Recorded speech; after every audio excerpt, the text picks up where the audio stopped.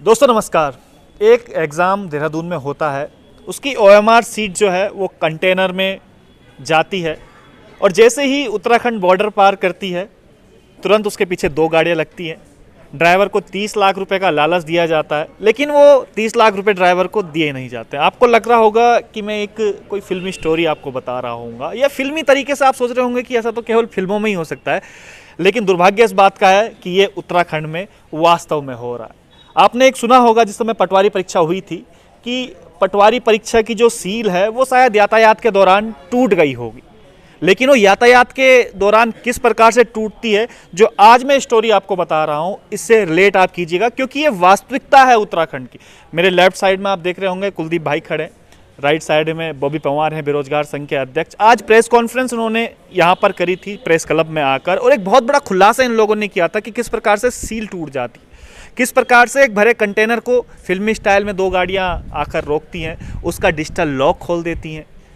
वो कौन सी परीक्षाएं थी, मैं बॉबी भाई से शुरुआत करूंगा, उसके बाद मैं कुलदीप भाई के पास जाऊंगा। बॉबी भाई, हुआ क्या था पूरा मामला जो आपने प्रेस कॉन्फ्रेंस में आज बात रखी है? तो हम फिल्मों में ही देखते थे, फिल्मों में आज तक हमने देखा था कि इस प्रकार से हो रहा है, कोई गाड़ी रोक दी गई, उसके बाद आप बता रहे थे कोई वीडियो भी उसमें बनाया कि वहाँ जाने में क्यों देर होगी उस कंटेनर को।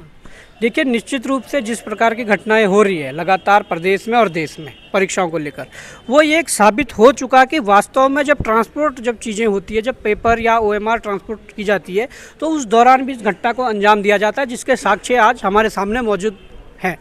यहाँ देखा जाता है कि जब 25 फरवरी 2023 को आइलेट्स की जो परीक्षा होती है, उसके लिए जब यहाँ से शाम को जो 11 बजे या 11:15 से 11:30 बजे जो गाड़ी चलती है, जो कंटेनर चलता है, उसमें वो ओएमआर जाती है और यहाँ निरंजनपुर जो मंडी वाला क्षेत्र है हमारा देहरादून का, वहाँ से दो गाड़ियाँ उसका पीछा करने लग जाती है और मोहंड पहुंचते ही उस गाड़ी को रोक लिया जाता है, कंटेनर को रोक लिया जाता है और उसका जो लॉक तोड़ा जाता है, फिर जो ई लॉक होता है वो तोड़ा जाता है। और 17 फुट के कंटेनर में उन्हें पता है कि कहाँ पर वो ओएमआर रखी गई है, क्योंकि इसका मतलब कि अंदर से ही लोग मिले हुए हैं, अंदर से लोग मिले कि इतने तारीख को हमारी गाड़ी जा रही है, इस गाड़ी में वो माल जा रहा है और इस समय वो जाएगी। वो सारी चीज़ें अंदर से ही तय होती है।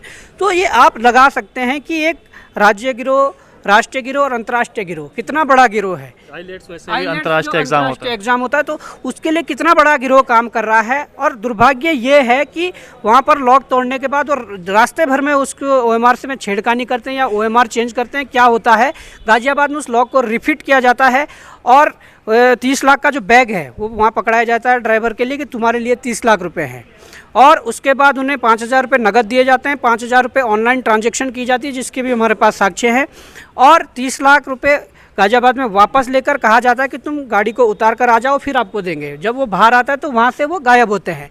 गाड़ी को 7 बजे वहाँ पहुँचना था, परंतु गाड़ी 1.5, 2, 2.5 घंटे लेट हो जाती है। उसके लिए वो फिल्मी अंदाज में वहाँ पर गाड़ी कंटेनर में किसी दूसरे गाड़ी से टक्कर मार देते हैं, जिसका वीडियो बनाते हैं कि ये लेट का कारण है। तो देखिए किस प्रकार से पूरा प्लानिंग से ये चल रहा था। पर अब यहीं पर मैं आपको कहना चाहूँगा कि उत्तराखंड में जो पटवारी की परीक्षा में सील तोड़ने वाला मामला था, हमारे प्रशासनिक अधिकारी बयानबाजी कर रहे थे कि वो रास्ते में गड्ढों में गाड़ी गई और वहाँ पर सील टूट गई। तो आज वो उसका खंडन हो गया कि वो ऐसा होता नहीं। इस प्रकार से भी सील टूटती है, सील इस प्रकार से टूटती है जो तोड़ी जाती है, रणनीति के तहत तोड़ी जाती है और अपने लोगों को फायदा पहुँचाया जाता है। अच्छा, अब आप सोच रहे होंगे कि बॉबी पंवार को इस बारे में पता कैसे चला कि दो गाड़ियां पीछे से आई, क्योंकि लेफ्ट साइड में आप देख रहे होंगे कुलदीप भाई, कुलदीप ही नाम, कुलदीप भाई हमारे साथ में। जिस गाड़ी जो कंटेनर जो गया था उसके जो ओनर हैं वो ये हैं, ब्लू डार्ट में जो गया था। ब्लू डार्ट से फिर फ़ोन इनको आता है और कहा जाता है कि भाई आपकी जो डिजिटल लॉक है वो टूट दे। क्या कुछ हुआ था कुलदीप भाई? गाड़ी हमारी 25 तारीख को लोड करके निकलती है देहरादून से, और जो ये बंदे थे, ये जो अपना क्या कहते हैं कल्प्रेट थे, ये गाड़ी के पीछे यहीं से लग जाते हैं, गाड़ी को मोहंड रोकते हैं। ड्राइवर के साथ मिल गए थे ये, ड्राइवर को इन्होंने लालच दे दिया था 30 लाख रुपए का, और उसको पैसे भी दिखाए थे, उसके हाथ में पैसे दिए थे इन्होंने बैग में भर के, और कंटेनर खोलते हैं। Even they know the location कि वहाँ वो पैकेट कहाँ पर प्लेस्ड है। विदिन 15 मिनट्स ये दरवाज़ा खोलते हैं, लॉक तोड़ते हैं, दरवाज़ा खोलते हैं, पैकेट निकालते हैं और फिर दरवाज़ा बंद करते हैं, और 7 घंटे तक इनके पास वो शीट्स रहती हैं टिल गाज़ियाबाद तक। गाज़ियाबाद जाके फिर इसको लॉक को रीफिट कर दिया जाता है। तो ये बात सब किसने बताई है? ये हमें 27 तारीख को हमारे को कॉल आती है हमारी कंपनी से, ब्लू डार्ट से, कि भाई आपका ये ताला टेम्पर हुआ है और कुछ ना कुछ गड़बड़ हुई है, तो आप भाई मेहरबानी करके आप देहरादून पहुँचो। वो ड्राइवर हमारा इन्होंने यहाँ देहरादून रिटेन कर रखा था, हम यहाँ पर रात को 7:30-8 बजे तक देहरादून पहुँचे, यहाँ निरंजनपुर ऑफिस है हमारा। तो वहाँ पर हम पहुँचे, हमने उस ड्राइवर से पूछा भाई तू सच सच बता दे, हम तेरे को मारेंगे नहीं, तू सच सच बता दे, हम तेरे को कोई नुकसान नहीं पहुँचाएंगे, तू उन बंदों को पकड़वा दे बस। कहता जी मैं उन बंदों को पकड़वा दूंगा और ये काम मैंने करा है। और उसका कन्फेशन जो रिकॉर्डिंग है वो हमारे पास है। इवन दो जब हम उससे ये सारी पूछताछ कर रहे थे, जिन बंदों ने ये काम करा वो वॉइस कॉल आती है उसके पास। अच्छा, वो वॉइस कॉल भी हम लोगों ने रिकॉर्ड करी है। वो भी आप सुनिएगा इस चीज़ को, वो भी हमने वॉइस कॉल उसकी रिकॉर्ड करी है। फिर हम 100 नंबर पे कॉल करते हैं, वहाँ से 2 पुलिस वाले आते हैं, वो पुलिस वालों के सामने भी मतलब कि एक्सेप्ट करता है कि ये मैंने करा है काम और मैं अपनी पूरी कोशिश करूँगा उनको पकड़वाने की। ठीक है। अब ये पुलिस वाले उसको लेके जाते हैं रात को, हाँ चौकी पे लेके जाते हैं। तो मेरे ख्याल से 12-1 बजे 12 साढ़े 12 बजे के आसपास ये लेके जाते हैं। 2 बजे हमें कॉल आती है जी आप आ जाओ, ये केस होगा नहीं। मैं कहा जी हम सुबह आएंगे। तो सुबह हम पहुंचते हैं 12 साढ़े 12 बजे तक, ये दोबारा उसको ड्राइवर को हमारे हवाले कर देते हैं। कहते हैं जी हम इसमें कुछ नहीं कर सकते। अच्छा, ये गाड़ी का आपका ताला वहाँ टूटा है, मोहंड में टूटा है और आप इसकी मोहंड में कंप्लेंट। मैं कहा जी ताला तो मोहंड में टूटा है, चोरी तो यहाँ के बच्चों की हुई है। बिल्कुल भाई चोरी जिसका नुकसान हुआ, नुकसान वही रिपोर्ट दर्ज कराएगा ना, उनको तो पता ही नहीं कि हमारा नुकसान हो चुका है। मतलब अगर ये पुलिस चाहती है इस पूरे मामले को तो ये नेक्सस क्रैक हो जाता, ये नेक्सस क्रैक हो जाता। 90% ऑलमोस्ट केस सॉल्व था। जिस लड़के ने गुनाह करा था वो कह रहा था मैंने गुनाह करा है, और हमारे पास उसके इलेक्ट्रॉनिक जो सर्विलेंस जो थे सबूत थे वो हमारे पास थे। वो हमारे पास, हम उनके पास लेके गए थे कि भी गाड़ी इतने इतने टाइम यहाँ रुकी है, ये अलर्ट मैसेज आए, वो सारी चीज़ें हम लेके गए थे। अब कहाँ है ड्राइवर? ड्राइवर वो अपने आप घर चला गया, क्योंकि ऑब्वियसली जब ये 10-12 घंटे तक रिटेन नहीं कर पाए, मैं उसको 20 दिन तक रिटेन कैसे करूँगा? अगर भगवान ना करे उसे कुछ हो जाता है उसके घर वाले, मेरे को तो और काम उल्टा पड़ जाता है मेरे जिम्मे। मतलब ये लॉ एंड ऑर्डर की भी बात है जो हम बार बार पुलिस व्यवस्थाओं पर सवाल उठाते हैं। अगर वाकई में पुलिस चुस्त दुरुस्त होती तो इतना बड़ा जो नेक्सस था ये क्रैक हो जाता। वही भाई मैं आपसे भी सवाल पूछूंगा, 307 धाराएं आप पर लगा दी जाती हैं उस समय, और अब खैर वो हटा दी गई, लेकिन उस समय जो कितने दिन आप जेल में भी रह के आए, आपके जो जितने भी साथी थे, आप क्या लगता है आपको कि जो पुलिस जो नेक्सस क्रैक कर सकती थी लेकिन किया नहीं, क्या कुछ लगता है कि ऊपर से दबाव होगा कि भाई नहीं नहीं आपको नहीं करना है इस तरीके से? बहुत बड़ा, क्योंकि अंतर्राष्ट्रीय मामला है, आईलेट्स का जो एग्ज़ाम होता है अंतर्राष्ट्रीय स्तर पर ये दिए जाते हैं। देखिए मामला प्रदेश का हो या राष्ट्र का हो या अंतर्राष्ट्रीय मामला हो, हमारे पास अगर एविडेंस आएंगे हम हर मामले को खोलेंगे।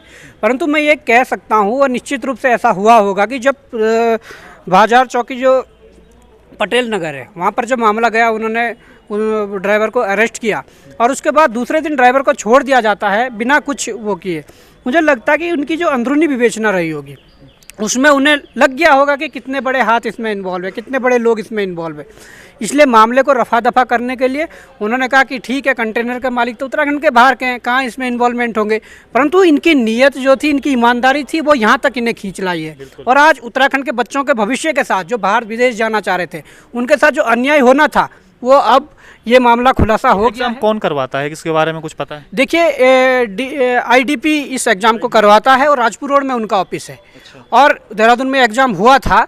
परंतु मैं ये कहता हूँ कि जो कंटेनर के माध्यम से या जो कुरियर के माध्यम से जो ये परीक्षाओं के पेपर जाते हैं, OMR वगैरह जाती है, तो ये चाहे प्राइवेट एग्जाम हो, सरकारी एग्जाम हो, वो इसी तरीके से जाते हैं। और निश्चित रूप से जब वहाँ पर डाका डाला गया, वहाँ पर छेड़खानी हुई, तो निश्चित रूप से यहाँ पर जो सील तोड़ने वाले प्रकरण हुए वो निश्चित रूप से ऐसे ही हुए होंगे। यही बंदे भी इन्वॉल्व हो सकते हैं। और सबसे बड़ी बात यह है कि गाड़ियाँ देखिए, यूको 07 और यूके 08, मतलब देहरादून और रुड़की की गाड़ी थी जो पीछा कर रही थी, और जिन्होंने फिल्मी स्टाइल में उन्हें रोका, लॉक तोड़ा, सब कुछ चीज़ें हुई, वो उत्तराखंड की गाड़ियाँ थी। बिल्कुल। तो ये आभास होता है कि एक बड़ा गिरोह है। उत्तराखंड की गाड़ियां थी लेकिन उत्तराखंड में उसकी FIR नहीं हुई क्योंकि मामला यूपी का था। ये सब चीज़ चल रही है उत्तराखंड में। शायद आपको इस चीज़ का भी जवाब मिल गया होगा जो उस समय आयोग कह रहा था और पुलिस जो सफाई दे रही थी कि शायद हो सकता है यातायात में सील टूट गई होगी। तो यातायात में सील किस प्रकार से तोड़ी जाती है, किस प्रकार से टूट जाती है, शायद आज इस बात का जवाब कुलदीप जी और बॉबी परमार ने आपको दे दिया हो।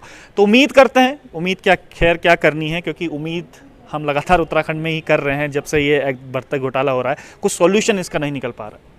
तो अब आगे क्या कुछ करेंगे बॉबी भाई इसके अलावा आप, क्योंकि लगातार आप CBI की मांग भी उठा रहे हैं लेकिन हो नहीं पा रहा है? देखिए लगातार हमारी लड़ाई जारी है और अभी हम इस प्रेस कॉन्फ्रेंस के बाद यहाँ से DM कार्यालय जाएंगे और वहाँ पर DM महोदय के माध्यम से प्रधानमंत्री भारत सरकार, राज्यपाल उत्तराखंड सरकार, और जो अपना विदेश मंत्रालय है उनको, ये तमाम डीजीपी उत्तराखंड, डीजीपी उत्तर प्रदेश, इन सबको हम यहाँ से एक जिलाधिकारी के माध्यम से एक ज्ञापन सौंपेंगे कि किस प्रकार की गड़बड़ियाँ हुई है और किस प्रकार से पुलिस ने यहाँ पर निष्क्रियता दिखाई है इस केस को सॉल्व करने में।